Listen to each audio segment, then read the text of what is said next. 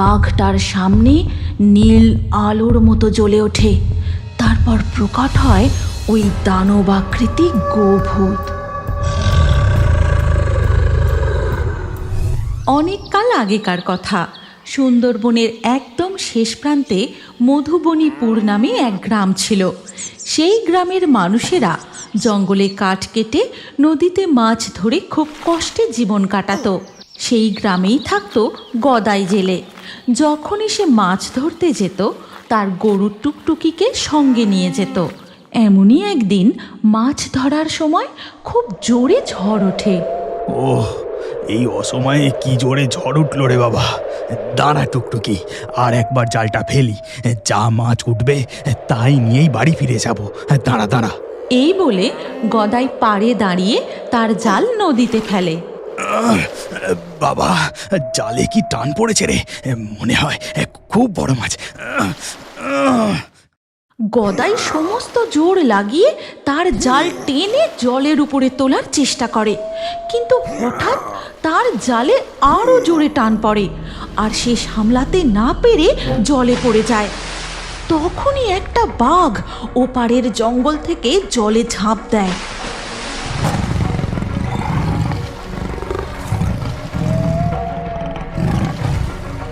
টুকটুকি পালা, বাঘ তুই এখান থেকে পালা। টুকটুকি টুকটুকি পালা, বাঘ। বাঘটা সাঁতার কেটে গদাইয়ের দিকে দ্রুত আসতে থাকে। তখনই তার গরু নদীর পাড় থেকে গলার দড়িটা গদাইয়ের দিকে ছুঁড়ে দেয়। তারপর সে গদাইকে টেনে পাড়ে তুলে আনে। তখন বাঘ প্রায় নদীর এপারে। গদাই ও তার গরু দৌড়তে শুরু করে। পালা টুকটুকি, আমাদের পিছনে বাঘ, পালা, তুই থামিস না। বাঘ, বাঘ। আকাশ ফাটানো বজ্রের মতো গর্জন করে বাঘ গদাই আর তার গরুকে তাড়া করে। তারপর সে এক লাফ দিয়ে গরুটার পায়ে কামড় বসায়। ছেড়ে দে, ছেড়ে দে আমার টুকটুকিকে, ছেড়ে দে বলছি, ছেড়ে দে। গদাই প্রাণপণে তার গরুর দড়ি ধরে টানতে থাকে। ঠিক তখনই শুরু হয় প্রবল বৃষ্টি। জোরে জোরে বাজ পড়তে থাকে। হঠাৎই হুড়মুড়িয়ে একটা ডাল ভেঙে বাঘটার উপর পড়ে। বাঘটার কামড় আলগা হতেই গদাই সেই সুযোগে তার টুকটুকিকে টেনে নিয়ে কোনো রকমে দৌড়তে দৌড়তে গ্রামে ঢুকে তারা বাড়ি পৌঁছায়। কি গো, কি হয়েছে তোমার? অত হাঁপাচ্ছ কেন? হে কি, টুকটুকির গা থেকে এত রক্ত পড়ছে! এই যে বাঘের কামড়! ওই বাজটা গাছের ডালে না পড়লে সব শেষ হয়ে যেত মালিনী, সব শেষ হয়ে যেত। এই যে বনবিবির কৃপা গো! হে বনবিবি, তুমি আমার স্বামীকে গরুকে রক্ষা করেছো। তোমার চরণে শত কোটি প্রণাম দেবী, শত কোটি প্রণাম। এরপর বৃষ্টিও থেমে যায়।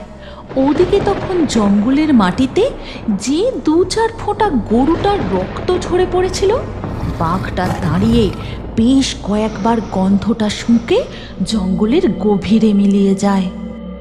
শোনো গো মালিনী, তুমি টুকটুকির ক্ষতস্থানে ভালো করে প্রলেপ লাগিয়ে দাও। আজ ও আমাকে জল থেকে টেনে না তুললে হয়তো আমি নিজেই। চুপ করো তুমি, চুপ করো, এমন কথা মুখেও এনো না।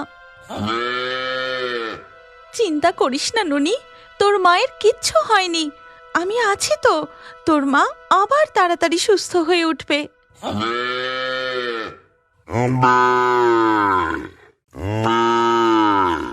এরপর কেটে যায় বেশ কিছুদিন। টুকটুকি গরুও ধীরে ধীরে সুস্থ হয়ে উঠে হেঁটে চলে বেড়ায়, আর তার বাছুরও মন ভরে দুধ খায়। ঠিক তখনই হাঁপাতে হাঁপাতে রহিম ছুটে আসে। কি হলো রে রহিম, তুই এরকম হাঁপাচ্ছিস কেন? গদাই, আমি আমার গরুটাকে বাঁচাতে পারলাম না রে, তাকে যে আমার সামনে বাঘে টেনে নিয়ে গেল। হায় হায় হায়। শান্ত হও রহিম ভাই, শান্ত হও। এরপর থেকে সেই গ্রামে বাঘ ঢুকে একের পর এক গরু শিকার করতে থাকে। কখনো মাঠে ঘাস খেতে থাকা গরুদের টেনে নিয়ে যায়, বা কখনো রাতের অন্ধকারে গোয়াল থেকে। এক সন্ধ্যায় চায়ের দোকানে মন্টু চা খেতে খেতে চাওয়ালা গোপাল খুঁড়োকে বলে, জানো গোপাল খুড়ো, গ্রামের গরুগুলোকে ওই একটা বাঘই শিকার করছে। তার নাকি পিঠে একটা লম্বা কাটা দাগও আছে। বলিস কি রে? এই বাগদার কথা তো আগে কখনো শুনিনি। আমি আমার ঠাকুরদার মুখে শুনেছিলাম সুন্দরবনের জঙ্গলে একটাই এক চোখকানা বাঘ ছিল, সে এখন আর নেই। হ্যাঁ গো গোপাল খুড়ো, গাঁয়ের তো সবাই তাই বলা বলি করছে। এই বাঘটার পিঠে ওই কাটা লম্বা দাগটা নাকি আগে ছিল না, কোনো দুর্যোগের কবলে পড়ে হয়তো হয়েছে।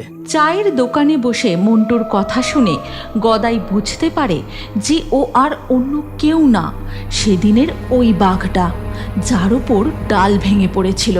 গদাই কিছু বলে না, সে চায়ের দাম মিটিয়ে চলে যায়। এর পরের দিন সকালে মালিনী, চল টুকটুকি, কতদিন তুই বাড়ির বাইরে যাসনি, মাঠের ঘাস খাসনি, ঘরে উনুন জ্বালানোর কাঠও নেই। আমি জঙ্গল থেকে কাঠ কুড়োবো আর তুই ততক্ষণ ঘুরে ঘুরে ঘাস খাবি, চল আমার সাথে। এই বলে মালিনী তাদের টুকটুকি গরুকে নিয়ে জঙ্গলের দিকে যায়।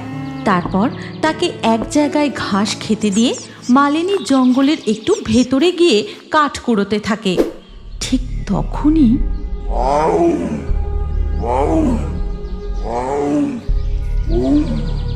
হে ভগবান, বাঘটা যে একদম কাছাকাছি কোথাও আছে, এবার আমি কি করি?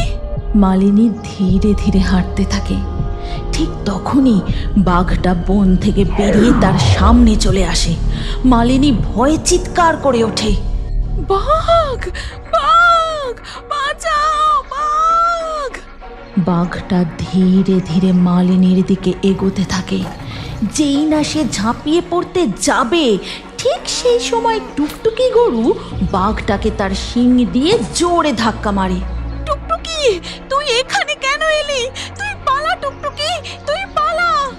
এই কথা বলে মালিনী অজ্ঞান হয়ে মাটিতে পড়ে যায়।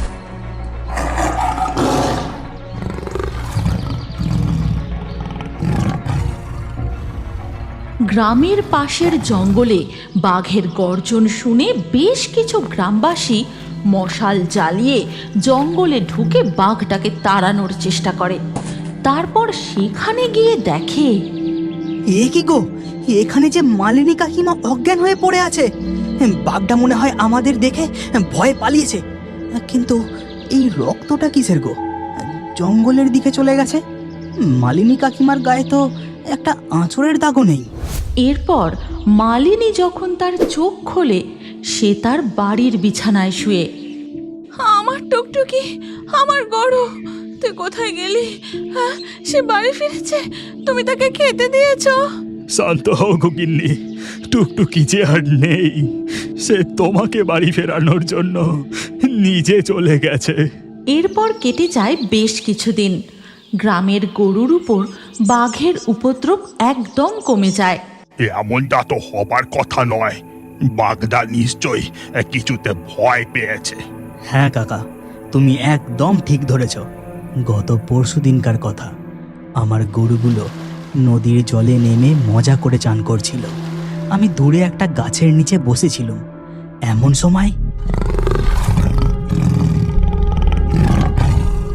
বাঘটা নদীতে গরু দেখে জলে ঝাঁপিয়ে দ্রুত আসতে থাকে। গরুগুলো পালাতে না পেরে ভয় ডাকাডাকি শুরু করে। ঠিক তখনই জঙ্গলের ভিতর থেকে এক কালো মিশমিশে দানবের মতো গোভূত বেরিয়ে আসে। গরু দুটো জল থেকে উঠে নির্ভয়ে কালো দানবটার পিছনে দাঁড়িয়ে থাকে। বাঘটা ভয়ে জল থেকে পাড়ে না উঠে সে যেদিক থেকে এসেছিল আবার পালিয়ে যায়। আবার কেমন জন্তু এলো যে গরুদের রক্ষা করে? হ্যাঁ গো কাকা, আমি নিচের চোখে দেখেছি।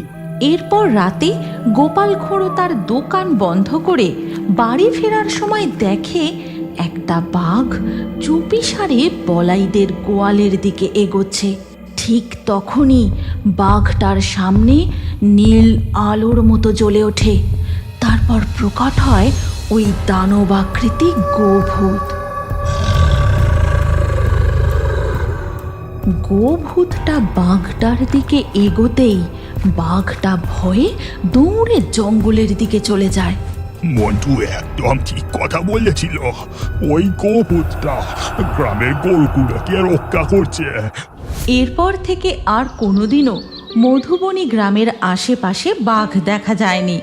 গ্রামের গরুগুলো নিশ্চিন্তে মাঠে ঘুরে ঘুরে ঘাস খায় আর নদীর জলে মন ভরে স্নান করে।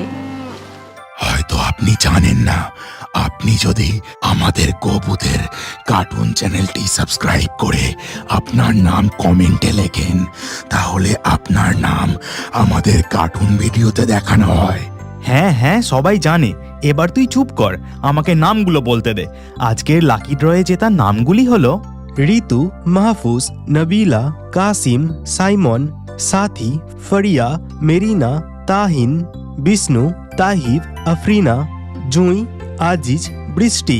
কার্টুন ভিডিওতে আপনার নাম দেখতে চাইলে শুধু নাম লিখলে হবে না, আমাদের গোপুতের চ্যানেলটি এক্ষুনি সাবস্ক্রাইব করে নিন।